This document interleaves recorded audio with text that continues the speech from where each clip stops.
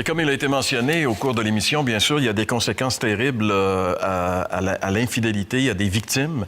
Et on sait qu'il y a des gens qui nous écoutent et qui peut-être souffrent justement d'avoir été victimes d'infidélité, soit de parents ou quoi que ce soit, ou d'un conjoint, par exemple. Mais il y a une bonne nouvelle, c'est que Dieu entend les cris de ceux qui souffrent. Et Dieu a une solution. Et il y a une histoire dans les Écritures qui est formidable sur ce sujet. J'aimerais vous en faire la lecture. On retrouve cette histoire dans l'Évangile de Luc, au chapitre 8. Jésus se rendit au mont des Oliviers. Tôt le lendemain matin, il retourna dans le temple et tous les gens s'approchèrent de lui.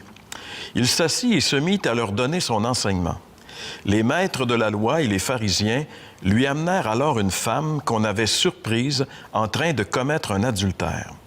Ils la placèrent devant tout le monde et dirent à Jésus, « Maître, cette femme a été surprise au moment même où elle commettait un adultère. Moïse nous a ordonné dans la loi de tuer de telles femmes à coups de pierre. Toi, qu'en dis-tu? » Il disait cela pour lui tendre un piège afin de pouvoir l'accuser. Mais Jésus se baissa et se mit à écrire avec le doigt sur le sol. Comme il continuait à les questionner, Jésus se redressa et leur dit « Que celui d'entre vous qui n'a jamais péché lui jette la première pierre. » Puis il se baissa de nouveau et se remit à écrire sur le sol. Quand ils entendirent ces mots, ils partirent l'un après l'autre, les plus âgés d'abord. Jésus resta seul avec la femme qui se tenait encore devant lui. Alors il se redressa et lui dit, « Eh bien, où sont-ils? Personne ne t'a condamné? »« Personne, maître, répondit-elle. »« Je ne te condamne pas non plus, dit Jésus. Tu peux t'en aller, mais désormais, ne pêche plus. » On a ici vraiment une histoire formidable qui nous présente justement la grâce de Dieu, le Dieu qui vient justement pour réparer ce que les hommes brisent. Oui, c'est ça la bonne nouvelle. Mais c'est quand même intéressant dans l'histoire, il manque un personnage. Oui, hein? C'est constant que c'est un petit peu arrangé avec le gars des vues, mais on voit entre autres comment ils ont eux-mêmes, ces gens religieux, qui... écoute, il ne nous est pas dit s'ils l'ont fait eux-mêmes. Mais le but du Seigneur Jésus, c'était de montrer que c'est un problème que tout le monde a. Il y en a qui l'ont fait, il y en a qui ne l'ont pas fait, mais ils y ont bien pensé. Ils ont envie de le faire. Ils ont envie de le faire, mais la crainte, ou je pense que c'est Nietzsche, quand il condamnait un petit peu l'éthique des chrétiens, puis il voyait qu'il y avait plus d'hypocrites là-dedans que des gens qui le faisaient par vertu. En d'autres mots, en disant quelqu'un qui est laid, il dit c'est facile pour toi de ne pas faire d'adultère, de toute façon.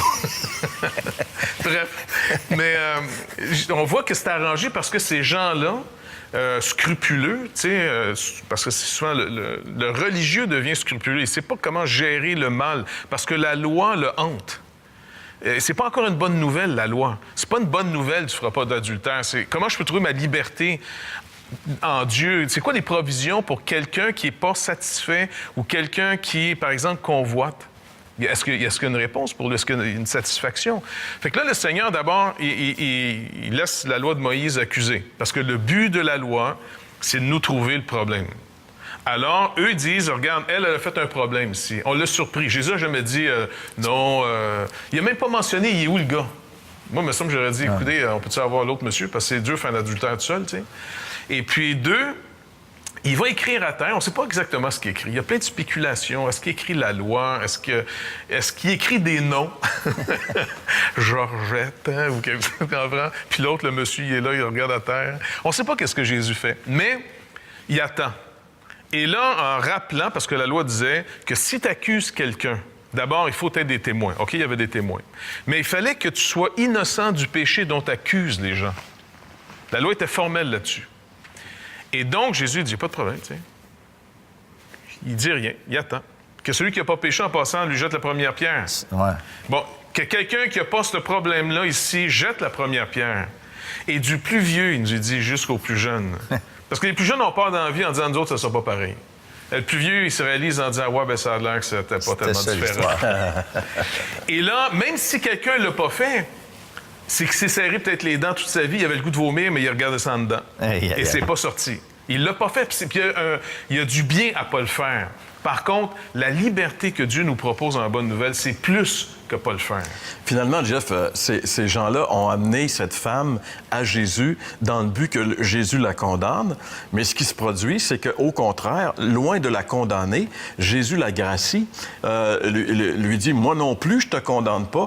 Donc, la meilleure chose qu'ils ont fait, c'était d'amener cette femme-là à Jésus. Ouais. Parce qu'en réalité, que nous soyons victimes d'adultère ou que nous soyons coupables, nous devons venir à Jésus. Puis une chose intéressante, je te coupe, Jésus la condamne pas, mais il la remet dans sa dépendance de cette grâce que lui seul peut donner parce qu'il dit « Va maintenant et ne pêche plus Ouais. ». Donc, il n'a pas justifié le péché. Il a laissé cette femme dépendante de lui, de cette grâce, pour qu'elle puisse, comme dans la loi de Moïse, le but du commandement, c'est de garder ta liberté. Et comme cette femme, nous, on aimerait vous inviter à venir à Jésus. Peu importe votre état, peu importe ce que vous avez fait, il y a du pardon auprès de Jésus parce que lui a payé pour nous à la croix. Il a payé pour cette femme, il a pris son péché, il a pris le vôtre. Et si vous venez à lui, comme cette femme, vous pourrez entendre même de la bouche de Jésus, « Je ne te condamne pas. Va et par ma grâce, ne pêche plus. »